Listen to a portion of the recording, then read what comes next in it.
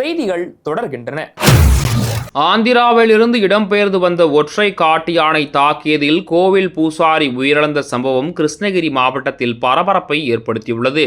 ஆந்திர மாநிலம் குப்பம் வனப்பகுதியிலிருந்து இடம்பெயர்ந்து வந்த ஒற்றை காட்டு யானை கடந்த பல மாதங்களாக கிருஷ்ணகிரி மாவட்டம் ஆந்திர எல்லையோரமான கீழ்பூங்குருதி பகுதியில் சுற்றித் திரிந்து வருகிறது. இந்த யானையை நிரந்தரமாக ஆந்திர வனப்பகுதிக்குள் விரட்ட வேண்டும் என்று அப்பகுதி மக்கள் தொடர்ந்து வலியுறுத்தி வந்தனர். இந்த நிலையில் கீழ்பூங்குருதி கிராமத்தை சேர்ந்த கோவில் பூசாரி ஆனந்தன் கோவிலில் பூஜை முடித்து இருசக்கர வாகனத்தில் வீடு திரும்பிய போது சாலையோரம் நின்றிருந்த ஒற்றை யானையை கவனிக்காமல் சென்றதாக கூறப்படுகிறது.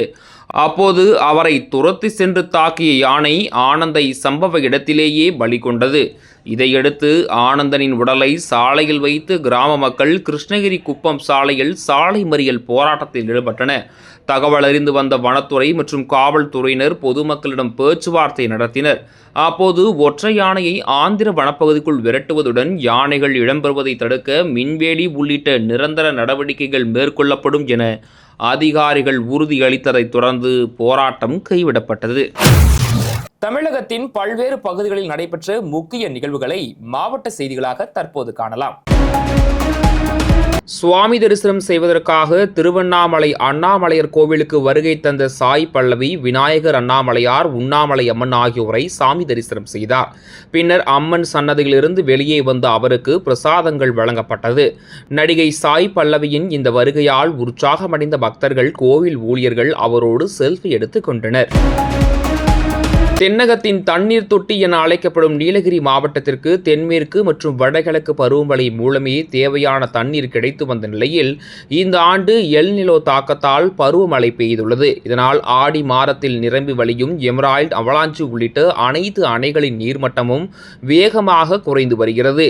இதனால் அண்டை மாவட்டங்களான கோவை, ஈரோடு மாவட்டங்களுக்கு தண்ணீர் பஞ்சம் வருவதற்கு வாய்ப்பு இருப்பதாக கூறும் சமூக ஆர்வலர்கள் தமிழ்நாடு அரசு போர்க்கால அடிப்படையில் நடவடிக்கை எடுத்து தண்ணீர் தட்டுப்பாடு வருவதை தவிர்க்க வேண்டும் என கோரிக்கை விடுத்துள்ளனர்.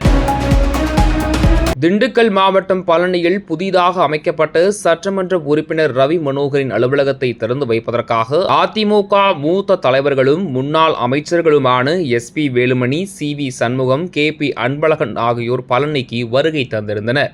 பின்னர் பழனி தண்டாயுதபாணி சுவாமி மலை கோவிலுக்கு சென்ற முன்னாள் அமைச்சர்கள் அங்கு நடைபெற்ற சிறப்பு பூஜைகள் கலந்து கொண்டதோடு தங்க ரதத்தில் உலா வந்த முருகப்பெருமானை வணங்கி தங்கத்தேர் இழுத்து மனமுருகி வழிபாடு செய்தனர்.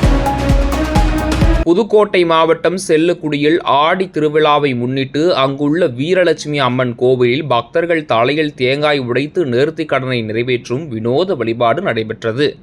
இங்கு பல ஆண்டுகளாக நடைபெறும் இந்த வழிபாட்டின் போது தலையில் தேங்காய் உடைக்கும் போதும் சாட்டையடி வழிபாடு நடக்கும் போதும் பக்தர்கள் ஒருவருக்கு கூட இதுவரை காயம் ஏற்பட்டது கிடையாது என்று கூறுகின்றனர் பக்தர்கள். புதுச்சேரி புதிய பேருந்து நிலையத்தில் குடிபோதையில் ரகளில் ஈடுபட்டு சென்னை தண்டையார்பேட்டையை சேர்ந்த 47 வயதான தாமோதரன் என்பவரிடம் ஊர்காவல் படை பெண் காவலர் ரூபினா மேரி விசாரணை நடத்திய போது ஆத்திரமடைந்த அவர் அருகில் இருந்த லத்தியால் தாக்கியதில் பெண் காவலரின் தலையில் பலத்த காயம் ஏற்பட்டு 3 தையல்கள் போடப்பட்டன. இதனையடுத்து தப்பி ஓட முயன்ற தாமோதரனை பொதுமக்கள் மடக்கி பிடித்து போலீசாரிடம் ஒப்படைத்தனர். உருளையன்பேட்டை போலீசார் வழக்கு பதிவு செய்து அவரை கைது செய்து விசாரணை நடத்தி வருகின்றனர். விசாரணையின் போது பெண் காவலர் தாக்கப்பட்ட சம்பவம் காவல்துறையினர் மத்தியில் பெரும் அதிர்ச்சியை ஏற்படுத்தியுள்ளது. சென்னை புறநகர் பகுதிகளாக கருதப்படும் காஞ்சிபுரம் மாவட்டத்திற்கு உட்பட்ட தாம்பரம் மற்றும் அதன் சுற்றுவட்டார பகுதிகளில் இருசக்கர வாகன திருட்டு சம்பவங்கள் தொடர்ந்து அதிகரித்து வருவதாக பொதுமக்கள் வேதனை தெரிவித்துள்ளனர். குறிப்பாக CTO காலனி, மருத்துவமனைகள் மற்றும் வணிக வளாகங்கள் அருகே நிறுத்தப்பட்ட விலை உயர்ந்த இருசக்கர வாகனங்கள் குறிவைக்கப்படுவதாக கூறப்படுகிறது.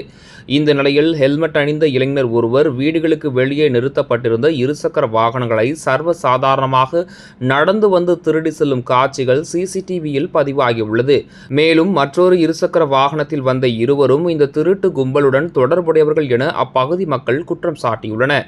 CCTV காட்சிகளின் அடிப்படையில் குற்றவாளிகளை விரைந்து கைது செய்து நடவடிக்கை எடுக்க வேண்டும் என தாம்பரம் காவல்துறையினருக்கு பொதுமக்கள் கோரிக்கை விடுத்துள்ளனர்.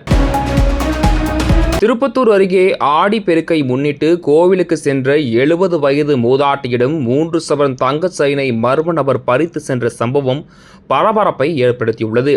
மேற்கத்தியனூரை சேர்ந்த காந்தா பாசாலிக்குட்டை முருகன் கோவிலில் அன்னதான வரிசையில் நின்றிருந்த போது அவரின் கழுத்தில் இருந்த செயினை அடையாளம் தெரியாத யாரோ ஒருவர் கண்ணிமைக்கும் நேரத்தில் பறித்ததைக் கண்டு அதிர்ச்சியடைந்த அவர் இதுகுறித்து திருப்பத்தூர் கிராமிய காவல் நிலையத்தில் புகார் அளித்தார். இதன் அடிப்படையில் வழக்கு பதிவு செய்த போலீசார் மூதாட்டியிடம் செயினை பறித்து சென்ற மர்ம நபர் குறித்து விசாரணை நடத்தி வருகின்றனர். மதுரை மாநகராட்சி 27வது வார்டு பந்தல்குடி பகுதியில் அடிப்படை வசதிகள் இல்லை என குற்றம் சாட்டிய 100க்கும் மேற்பட்ட பொதுமக்கள் செல்லூர் யானைப்பாலம் சந்திப்பில் திடீர் சாலை மறியலில் ஈடுபட்டனர். இதனால் சுமார் 45 நிமிடங்கள் போக்குவரத்து கடுமையாக பாதிக்கப்பட்டு பள்ளி, கல்லூரி மற்றும் வேலை செல்வோர் அவதியடைந்தனர். குடிநீரில் கழிவுநீர் கலப்பது, கொசு தொல்லை மற்றும் துர்நாற்றம் குறித்து பலமுறை புகார் அளித்தும் மாநகராட்சி நடவடிக்கை எடுக்கவில்லை என போராட்டக்காரர்கள் குற்றம் சாட்டினர். தகவலறிந்து வந்த செல்லூர் போலீசார் மற்றும் போக்குவரத்து போலீசார் பேச்சுவார்த்தை நடத்தி போக்குவரத்தை சீரமைத்தனர்.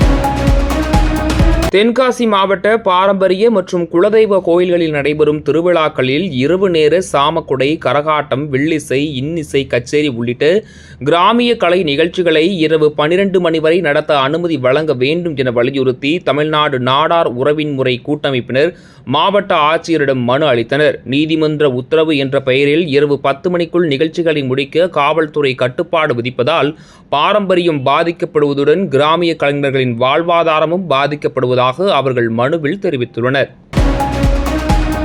தருமபுரி மாவட்டம் இண்டூர் பேருந்து நிலையம் அருகே காவல் உதவி மையத்தில் இருந்த காவலர் தொப்பியை அணிந்து கையில் கத்தியுடன் சாலையில் சென்ற வாகனங்களை வழிமறைத்து மதுபோதையில் அட்டகாசம் செய்த இளைஞர் தேவராஜை பொதுமக்கள் பிடித்து காவல்துறையினரிடம் ஒப்படைத்தனர். விசாரணையில் அவர் மதுபோதையில் இருந்தது தெரிய வந்ததை அடுத்து அவர் கைது செய்யப்பட்டார். ஆனால் பின்னர் காவல்துறையினர் தன்னை தாக்கியதாக இன்ஸ்டாகிராமில் வீடியோ வெளியிட்டதோடு பழைய இண்டூர் பகுதியில் கஞ்சா புழக்கம் அதிகமாக இருப்பதாக கையில் ஆயுதங்களுடன் அவர் வீடியோ வெளியிட்டிருப்பது மீண்டும் பரபரப்பை